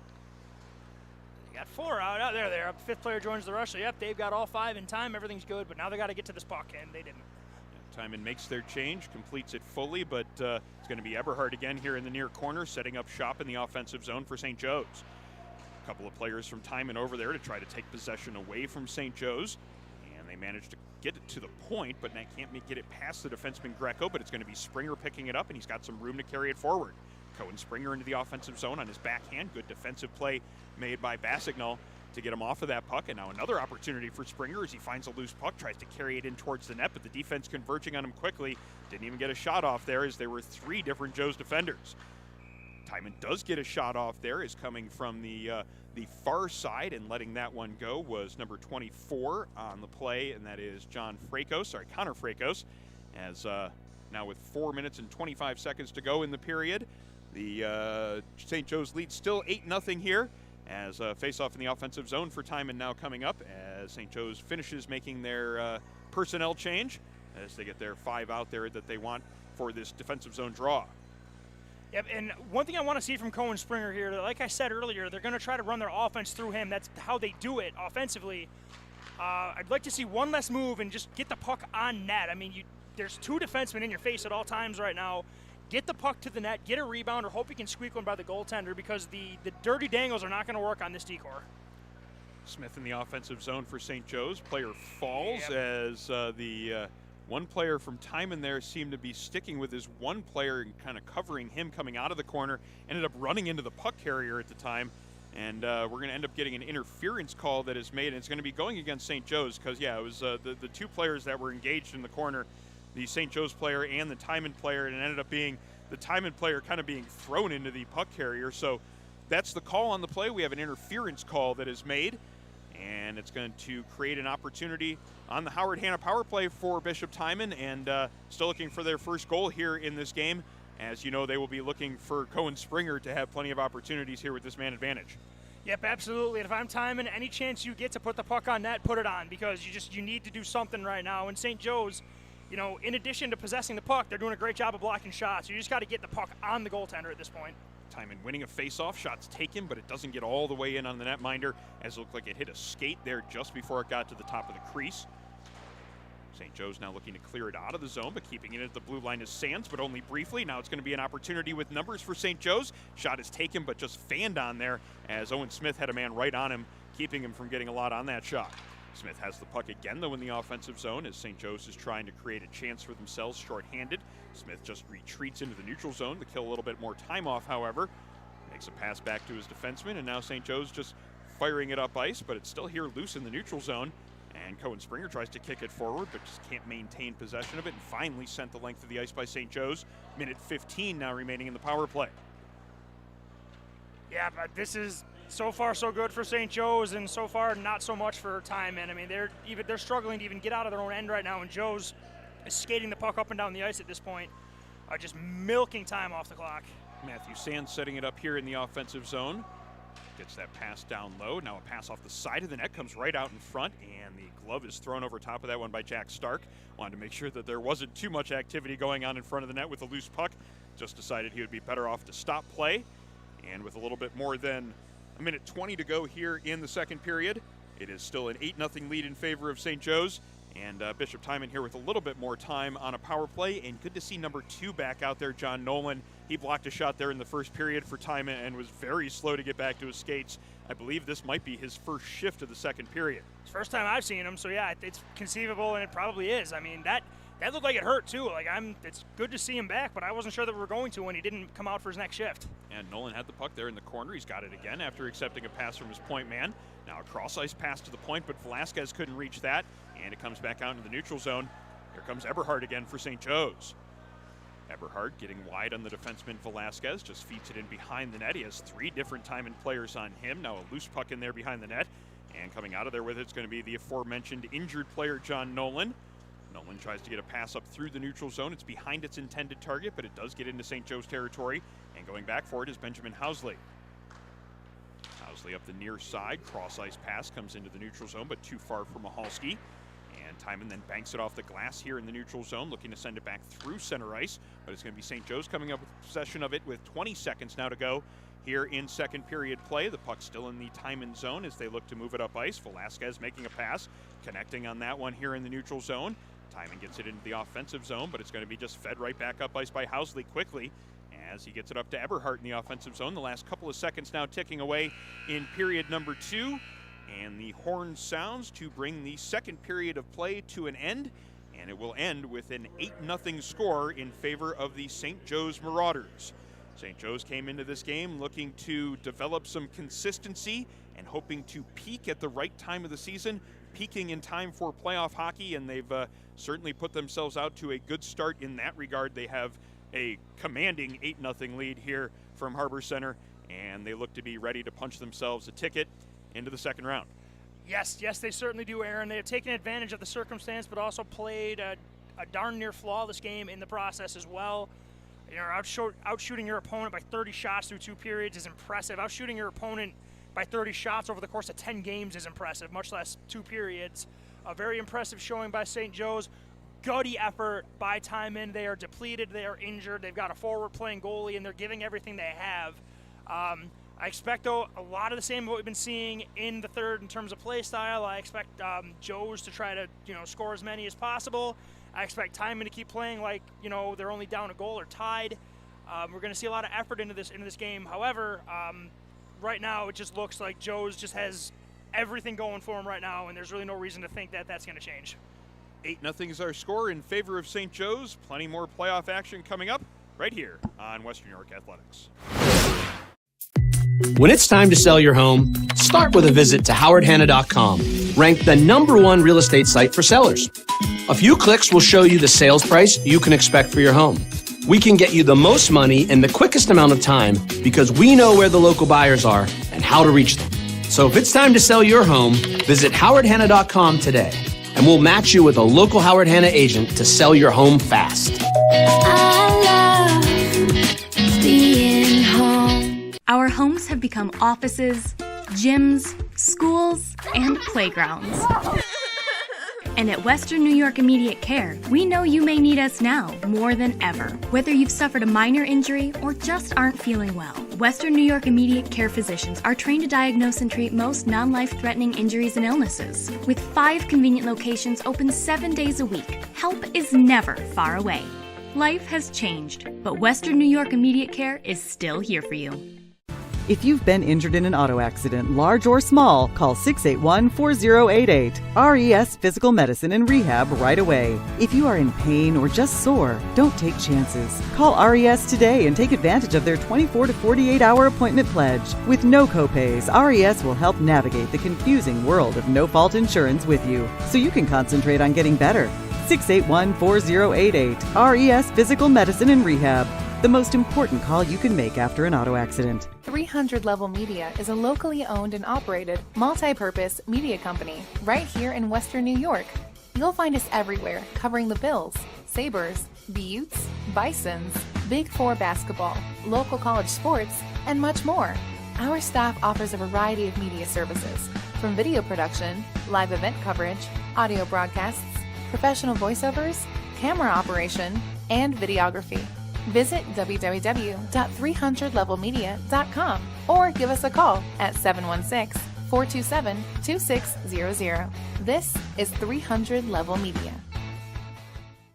Does he do car? Forget about it. How about home? Forget about it. Does he get good rates? Forget about it. And you're saying there's no problem too big for this guy? Forget about it.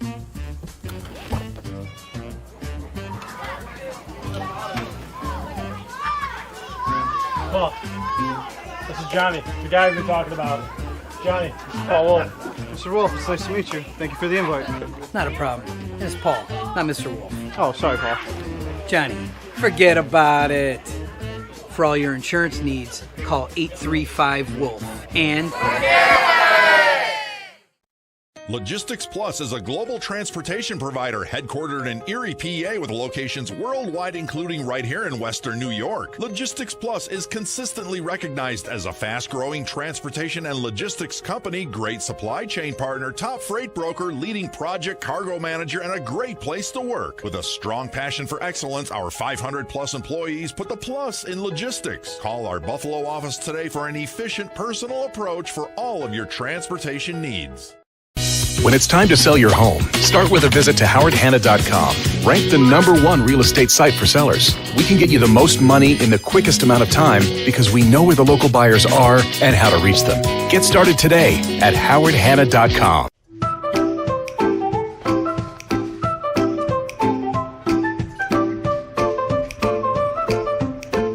Even the most prepared moms experience the unexpected.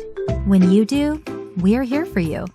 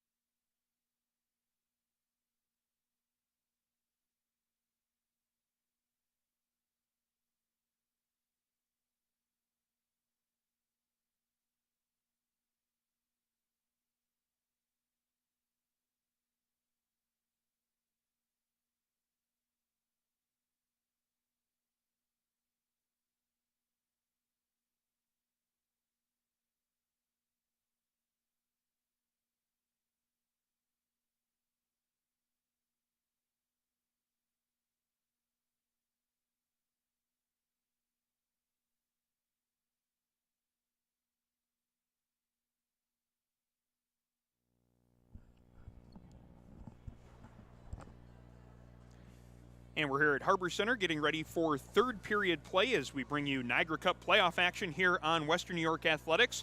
It is 8-0 our score here in the first game of the Monsignor Martin Association playoff action here from Harbor Center. St. Joe's leading Bishop Timon by that 8-0 score as we get ready for third period play. It is the first of two games here from Harbor Center tonight, and our second Monsignor Martin game is St. Francis and Canisius. That game coming up in a little bit more than an hour here from Harbor Center as we bring you continuing coverage of Section 6 hockey playoffs here on Western New York Athletics. When it's time to sell your home, start with a visit to howardhanna.com, ranked the #1 real estate site for sellers. We can get you the most money in the quickest amount of time because we know where the local buyers are and how to reach them. Get started today at howardhanna.com. Logistics Plus is a global transportation provider headquartered in Erie, PA with locations worldwide, including right here in Western New York. Logistics Plus is consistently recognized as a fast-growing transportation and logistics company, great supply chain partner, top freight broker, leading project cargo manager, and a great place to work. With a strong passion for excellence, our 500-plus employees put the plus in logistics. Call our Buffalo office today for an efficient, personal approach for all of your transportation needs.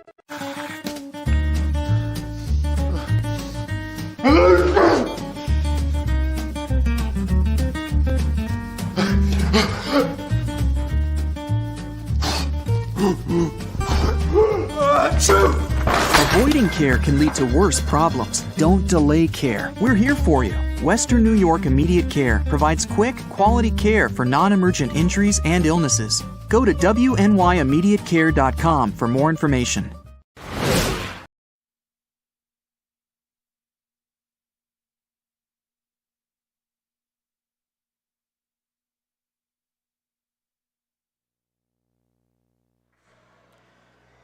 We're live at Harbor Center, and it is live coverage of the Section 6 playoffs here on Western New York Athletics. We have the Niagara Cup playoffs here as the Monsignor Martin playoffs get underway. St. Joe's facing Bishop Timon here in our first matchup of the evening. It will be St. Francis and Canisius in the nightcap. Thank you so much for joining us here on Western New York Athletics. My name is Aaron Elpern, joined by Sean McHugh for the call of this evening's game. And it's been a pretty simple first two periods from a St. Joe's perspective. They came in facing a depleted Bishop Timon team, and they certainly made sure that they didn't let their foot off the gas here when it came to playing playoff hockey tonight. No, if there was any fear that St. Joe's might come in and disrespect or take their opponent lightly, which there really shouldn't have been with the team coached by Crozier, that was put to bed 15 seconds into the game when Joe's roofed one and blew up a water bottle in the first shot of the game. And it's been nothing but Joe's pressure, Joe's winning battles, Joe's putting the puck in the net, Joe's all day long.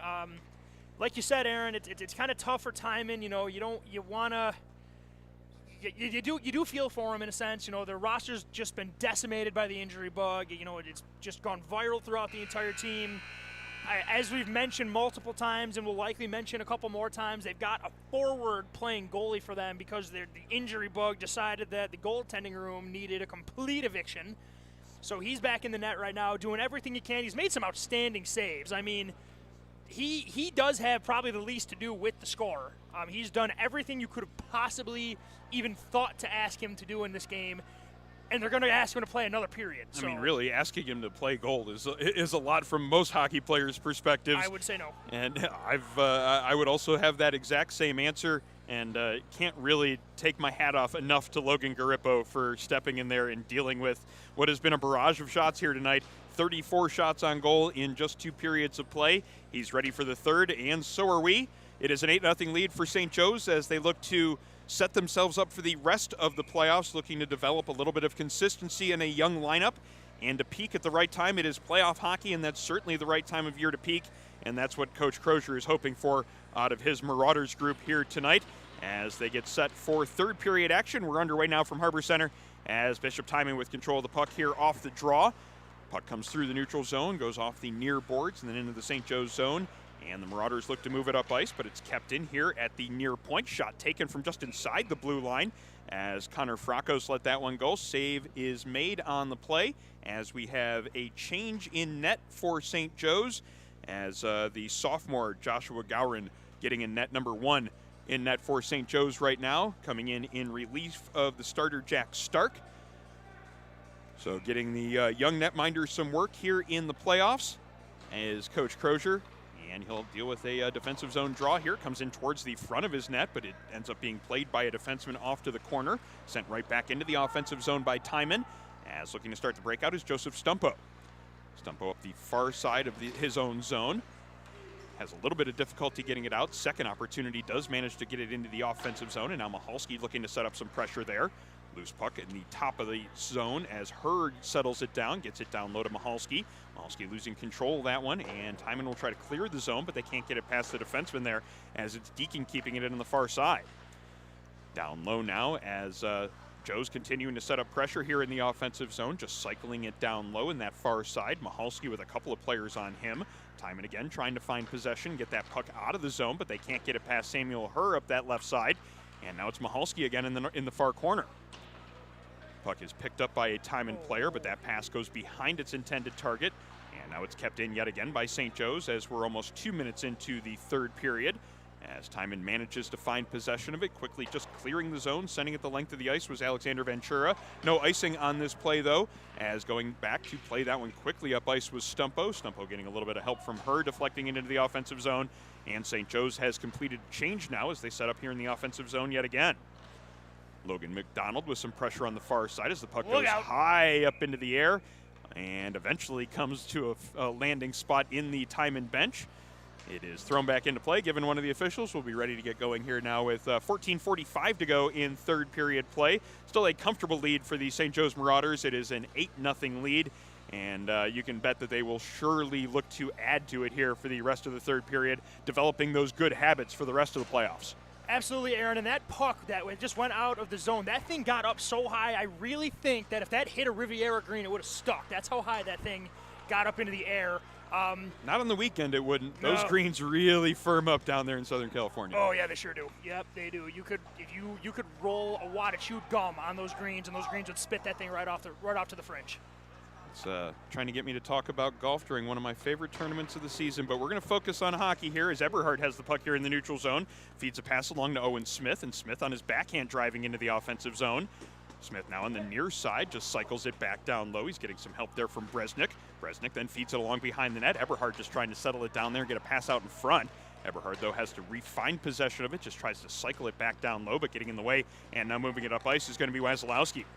Wasilowski to the blue line, gets a shot in on net. Gowron making that first save as he is tested for the first time here in period number 3. And the puck now free in the St. Joe's zone, but just some light pressure coming from Springer and Timon.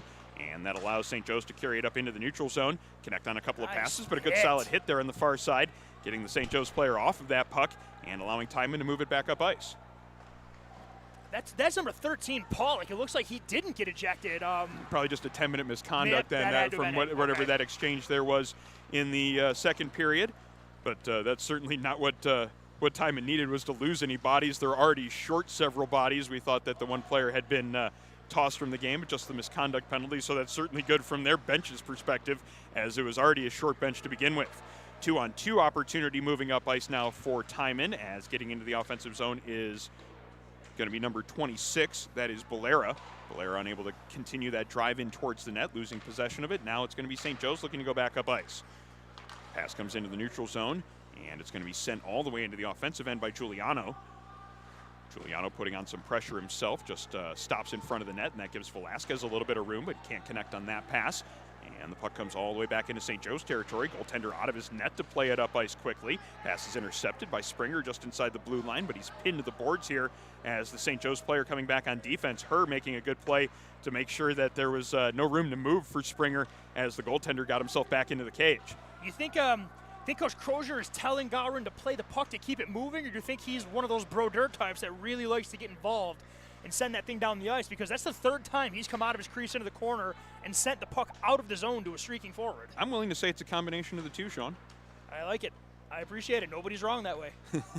Loose puck in behind the Timon net as a couple of bodies come together. Both teams trying to find possession of it. It's going to be St. Joe's that does, gets it back to the point. And now it's down low. Her here in this near corner takes a bump from Velasquez. Two St. Joe's players there in the corner, though, and they find possession of it. Pulling it out of there is going to be Owen Smith. Smith has 2 players quickly on him, we but go. there's an opportunity in transition now as it's going to be Springer into the offensive zone. Makes the pass in front, just a little bit too much on it. Christian Duty couldn't settle that one down. Duty now on the far side trying to keep it moving in the offensive zone. Good work there as he fell to his knees but kept it moving forward. Duty now heads to the bench for a change, and St. Joe's going to have a lot of room and space here to move it up ice. As carrying it slowly out of the zone is Luke Deacon. Deacon getting it through the neutral zone. He loses possession of it, but Herr is along to help him out a little bit. Herr losing possession of it, but Deacon coming back to his position on defense, finding possession, and St. Joe's tries to get it up ice quickly. That pass doesn't connect, though, and Timon comes back into the offensive zone. Yeah, this is, I think I might have guessed wrong on what this period was going to be. I really thought Joe's would continue the pressure. I mean, it's not like they're not really pressing. It's just, it's more coming to them, and Timon actually is getting some scoring chances. I really, really want to see Springer just let that puck rip, though. I mean, like I've said multiple times, he's the offensive force on this team. He's the one who's got to start putting the puck on net. And Joe's, they're just going to grind those boards down the rest of the period. Joe's continuing to set up here in the offensive zone as they have a very comfortable lead in this one. Obviously, that 8-goal lead is not is probably not going to be a surmountable one from the Timon perspective. So from a St. Joe's perspective here, it's about not developing any bad habits, also making sure that just continue to play a clean game. There's no reason to do anything that would put the team in any sort of jeopardy for the rest of the playoffs this season. That, I'm not going to say the other works. I don't believe in putting it in the universe, but yes, one thing that could just end everything would be if a player, loses his cool for a second in a game that's, for all intents and purposes, over, and, taking a run at a kid who's, when the season's about to end for them. So that's a big one, and I guarantee you Coach Crozier is just screaming that into the bench. Like, play discipline, play clean, let the, right off his, That did not seem very comfortable. Oh, he's okay. That hurt me watching that. The ref just took a clapper right to the hip. Yep, he's trying to work on that edge to try and work out a muscle. That is going to be a cool bruise. I bet you can tell who made that puck on the mark he's going to have tomorrow. Didn't look like he was fazed by it, though. He just kind of kept paying attention to the play, blew his whistle when it was time to. I wasn't exactly sure that he had gotten hit. I thought I saw him get hit, but he seemed to shake it off without too much difficulty. Aaron, you know as well as anybody, I've been hit by just about anything a person can get hit with on a hockey rink. And even I would have let out a yelp when that puck hit me. I mean, that's a tough ref right there. Good for him.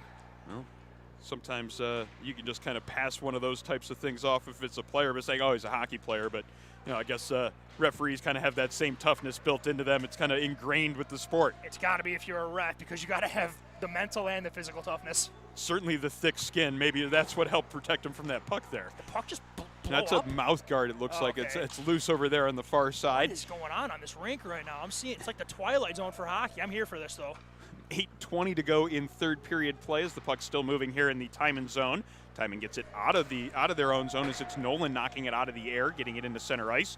Quickly sent right back in, though, as St. Joe's making sure that they keep themselves in the offensive zone. That was part of what they were trying to do from the start here tonight, was make sure that they played as much as possible in the offensive end, trying to make sure that they didn't give this undermanned Timon group the idea that they could hang around in this game. Oh, no, if that idea existed, St. Joe's was very, very, very much about making sure it no longer existed quickly. That was the intent. They did a nice job of that, and that's just continued throughout the entire game. The ice has been tilted. Yes, I use the old cliche. I am sorry, but the ice has been tilted for Joe's this entire game, and that's continuing, and that's a penalty if it's a closer game, I think. Yeah, that could have been called there, but it isn't, and that allows Timon to get it up ice. Good move there along the blue line by Velasquez to avoid a hit. Gets it deep into the offensive zone. Now he's going to look to put some pressure on his man there. Puck comes back to the point. Shot is taken, but it's blocked on its way through. And now St. Joe's looks to clear the zone. They managed to get it into center ice, but it's sent right back towards their blue line. Now a loose puck right in front of the Joe's bench. Comes back to this near side as Bassignal sends it in. Goes off the side of the net. Now an opportunity for Sands to start it up ice. Banks a pass behind the net dangerously there as it comes out in front. Good play there by the Bishop Timon player to make sure it wasn't in front for very long. Dudes don't even care. They're just ripping that thing from all over the place. That went through 4 guys. 6:45 to go in a little bit of a pedestrian type of third period. Both teams making sure that they just play it out here in a proper fashion, which is good to see. Certainly you don't want to see any unnecessary shots being taken on either side. So it's good to see a clean third period thus far, as we are under 7 minutes to go in the frame. Oh, he's going to tell you did that on purpose, too. I'll believe him. I mean, I can't do it, so I'm not going to contest it, but that was awesome. He might not try that in the first period of a tie game, but maybe in the third period of an 8-goal game. Sure, why not? Sure. As someone who does not have edge work like that or at all, if you can do it all day. Give me something to watch. Puck kept in here at the near point by Stumpo, as now a loose puck is settled down, moved in behind the net by Michael Eberhard. He's had a strong game here today, a couple of goals for St. Joe's. He has been part of an impressive group here from St. Joe's so far. It's obviously not hard to find positive things to like about a team that has an 8-goal lead, but certainly Eberhard has been one of the players that has been very noticeable for the team in gray. He's the player I've noticed in terms of just, he is the guy in practice that drops the cool moves in shootouts, but also I can tell, and again, we're going back to Coach Crozier.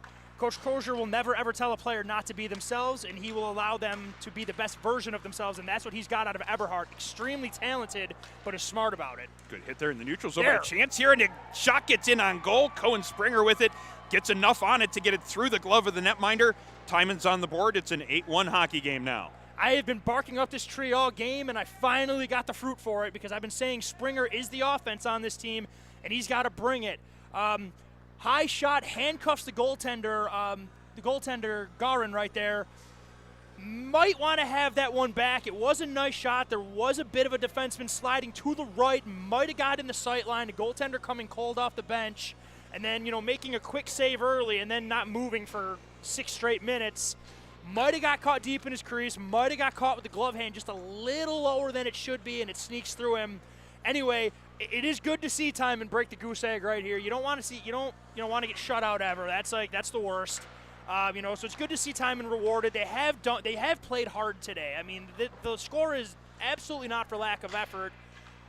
So it's good to see, and we got penalty coming up in front, as we had been talking a couple moments ago about how this has been a pretty cleanly played third period. There's a little bit of a tie-up there in front of the net with the St. Joe's player taking his man down in front. Logan McDonald being called for the interference penalty here, so it's going to be a one last opportunity at least on the power play for Bishop Timon, as they'll get a chance here with the man advantage with just under 5 minutes now to go here in third period play, as they'll set up here on the power play, and the goal scorer Cohen Springer looking to step in and take this power play faceoff. Yeah, but if I'm Timon, I'm going through him on this power play. He's the guy I want shooting the puck. He's the guy I want playing the puck. So one last opportunity on the Western New York Immediate Care power play for Bishop Timon as they set it up here in the offensive zone. Sands with that pass along the far wall, and he's got Springer there in the lower part of the circle. Springer now in behind the net looking for a passing lane back up top, but Sands can't settle that one down. It comes all the way back into the neutral zone. Sands going to have to go back and play a little bit of defense, as he had a man quickly there on top of him. That was Eric Nose trying to put some pressure on during the shorthanded situation. Puck here in the neutral zone. Good back-checking play by Crosby Giuliano to take his man off of it, force Bishop Timon to go back into their own zone to start their breakout yet again. Minute 22 now remaining in their power play, as the goal scorer for Bishop Timon, Cohen Springer, has it on his stick. I don't think Joe's likes that they got scored on right there. They're buzzing right now. They're okay. Looks like Timon might have whacked the Hornets' nest, because Joe's, this penalty kill, they're moving right now, and they're aggressive. And Springer gets knocked down here just inside the blue line, but it's a loose puck. Now it's sitting there in front of the net, as there was a rebound given up by Gowrin, as that came right back across that net mouth. Almost a couple of really nice opportunities there for Timon, but they're unable to take advantage. They still keep it in the offensive zone, though. Shot taken. That one's up top, as Christian Duty let that shot go from here at the near point. Glove save made by Gowrin, and play is blown dead. 47 seconds now remaining on the St. Joe's penalty, as we have 3:45 remaining here in this game. Yep, and like I said, I mean, St. Joe's, or something woke them up. I guess they're going to try to get the next goal and end on a positive, because you saw Sam Herr, laying out to block a shot from the blue line in a 7-goal game. Love to see it, though. I mean, you play to the whistle, and I'm for it. But yeah, St. Joe's did not like losing the shutout right there. You can tell they're mad right now. Yeah, we talked about that during the intermission, about how maybe the focus was to make sure that they didn't give up a goal here in this third period. Timon does get on the board, though, and they're still working here on a little bit of a power play. Looks like they might get a 2-man advantage, as the referee has his arm up, but he hasn't blown it dead. Actually, it's going to be against Timon, this penalty here, which is kind of weird, seeing as though it looked like it was the Timon No one's arguing. player that had the puck. Oh, it's holding the stick call. Okay.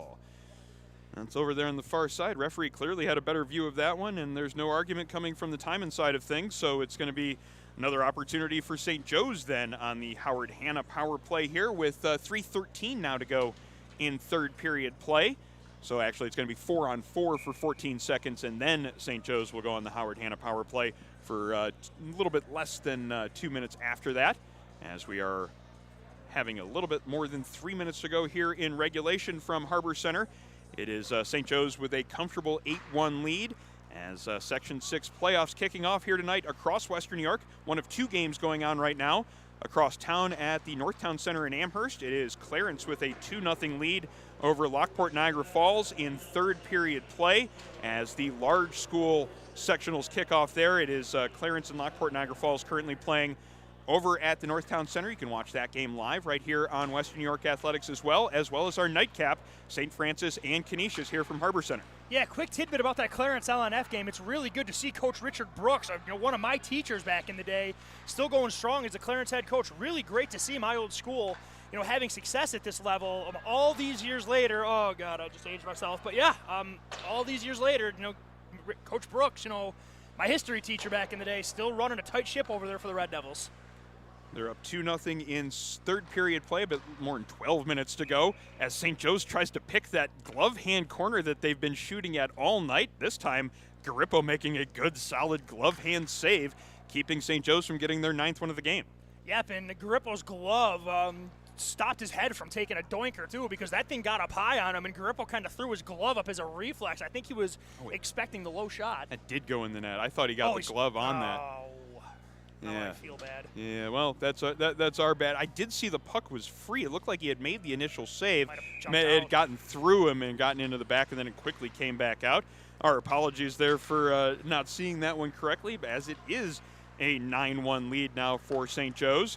As now just about 2 minutes to go here in regulation. St. Joe's now looking to play a little bit of defense in their own zone. Two different players converging on a puck carrier and then a hit over there in the far corner. That's not good. The player gets kind of hit from behind there, might have turned into it, and it was number 26, Luke Deacon, making the contact there. Okay, good conversation between those two players going on over there in the far corner. Clearly no ill will coming out of that play, as Deacon will skate over to the penalty box and serve his penalty for cross-checking is the signal from the official. The only thing I was worried about there, and luckily it was squashed immediately, it was like what we talked about. The one thing we can't be seeing Joe's do is take undisciplined penalties for no reason.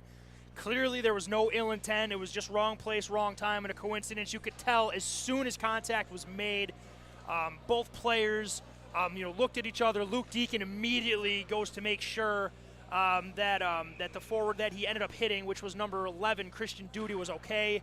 Definitely worth the penalty, but I think the refs got it right. Cross-checking, no game, no threat of a suspension right there, because as we know, Aaron, with all the games we've done at varying levels, that's been called more than a 2-minute penalty in some cases. So kind of hold your breath there, but it all worked out as well as it could have for at least Joe's. So we are under a minute now to go here in this contest. It is a quarterfinal matchup in the Niagara Cup playoffs as the Monsignor Martin playoffs kick off here tonight. It is this is our first matchup of the night, and our nightcap here from the Harbor Center will be St. Francis and Canisius. Stay tuned for that one right here on Western New York Athletics coming up in a little bit as St. Joe's has one more opportunity. Sportsmanship. Yeah, sportsmanship here as the pass was turned over there in front of the net. Gloving it out of the air was Eric Nose. Instead of taking that point-blank shot, he decided to just skate it out of the zone. Good to see that there. It's positive type of thing to see in a 9-1 game. You never want to see anybody running up the score, and certainly St. Joe's has not done that here in this game, and they're going to come out of here with a convincing 9-1 victory, and St. Joe's, the Marauders, will be heading on to the second round of the Niagara Cup playoffs, and in that second round they face a date with Nichols, as it will be the Nichols School and St. Joe's facing off in second round matchup, the semifinals of the Monsignor Martin playoffs, as both teams vie for the Niagara Cup. That game will be taking place on Wednesday night, as the private school semifinals are Wednesday night here from Harbor Center, and those games will be on NFHS. So that's our final here from Harbor Center in downtown Buffalo. It is a 9-1 final in favor of St. Joe's.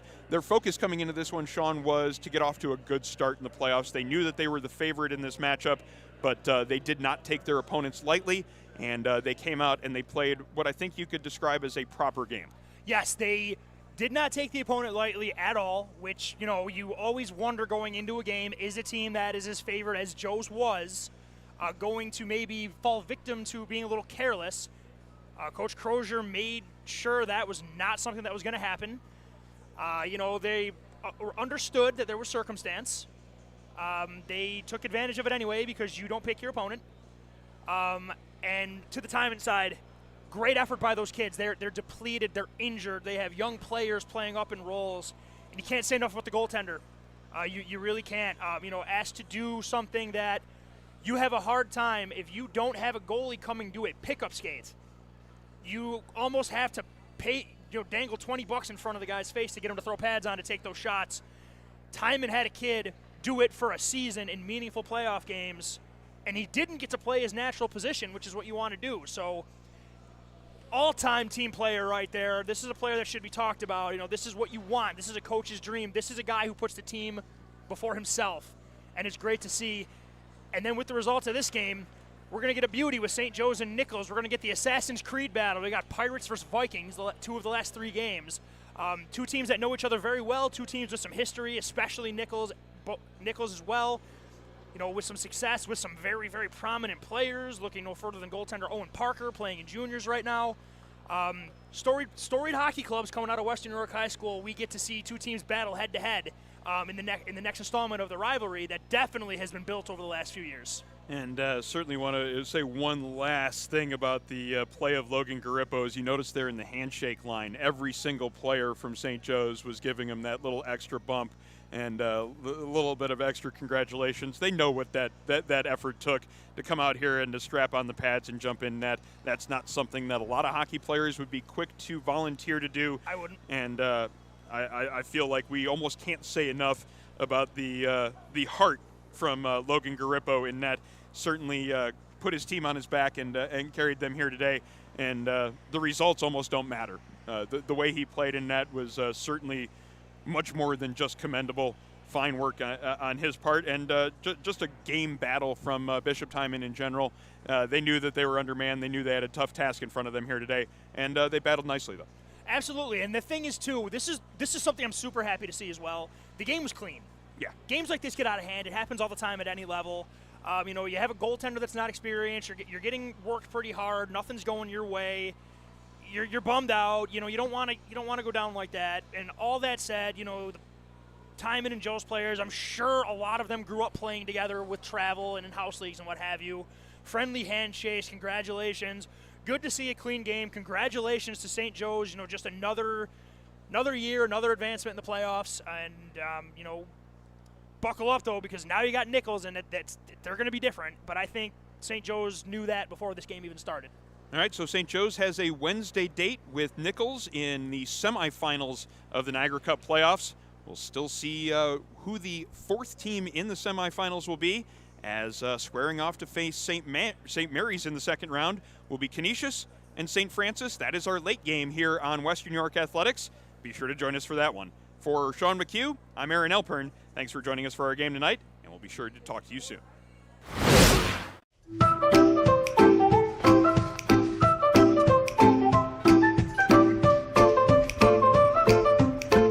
Even the most prepared moms experience the unexpected. When you do, we're here for you. When you're ready to buy a home, start your search at howardhanna.com. You'll be the first to see new listings, find similar properties, and connect with a local Howard Hanna agent. Get started today at howardhanna.com.